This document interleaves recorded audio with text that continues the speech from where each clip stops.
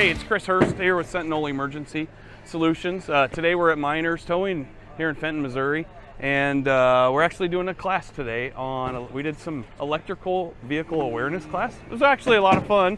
The National Auto Body Collision Center has a program, and they work with Farmers Insurance, which is really neat. Farmers Insurance donated some cars, and actually Miners did some work to allow us to come here today, which was great. So we have about 30 people showed up today. We went through and working on really electrical vehicle awareness. So full disclaimer, the vehicles that are here in front of us are not electric vehicles, right? Those are very difficult for us to get and use as examples. But what we also wanted to show is some of the newer techniques that are being used for our new cars that we're running into. All the new cars that are built to the newer standards where the manufacturers make the area that all the passengers sit in a lot stronger. So some of the things that you can see, both these cars were hit really bad.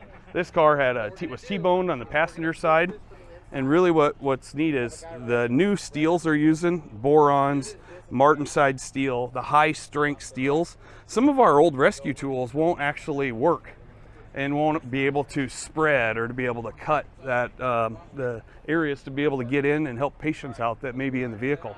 So what we're trying to do is show some different techniques that we need to use with this high strength steel that's in the marketplace right now, and that just continues to grow, and we keep getting safer and safer cars inside the compartment area. So we got all kinds of different things going on.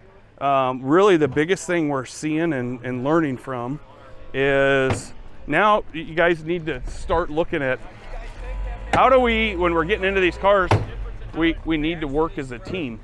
So the most common tools we're using all the time is a cutter and a spreader, right? So one of the guys or gals on the fire department needs to have a cutter ready to go, being active, and the spreader being actively used and ready to go. So if we were in a hurry and trying to get in this compartment, we would want to have, right now we're spreading. So the cutter would want to be ready to go. And some of the simple, easy techniques that you guys may want to use. If you're using a cutter, you know your next cut's going to be a cut. Make sure your blade's ready to go. Make sure it's opened up and it's ready. If you're using the spreader, make sure that you're going through, and that spreader, typically we want to get in and have those tips closed. So make sure that stuff's in there and it's closed and ready to go.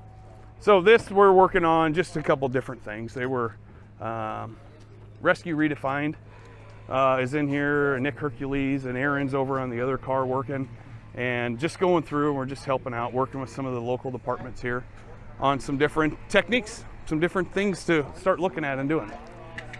Different ways of going about this. So I guess what we're trying to do today is get people to start thinking.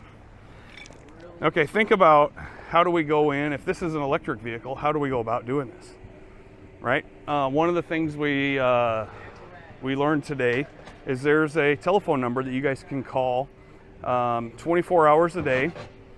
ESA, I forget, it's 855 ESA. We'll put it down on the link. Put it down on the bottom. We'll put it on there. But there's a hotline you guys can call if you're not sure if there's high voltage lines that are running through the A, B pillars of the car, right? So instead of going in and making a straight cut on the A pillar or the B pillar, there could be a high voltage wire running through that.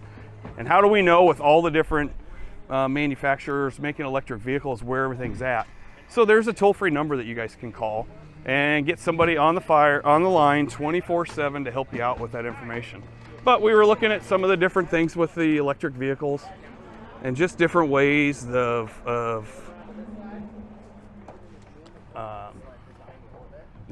everything is changing. It's ever evolving.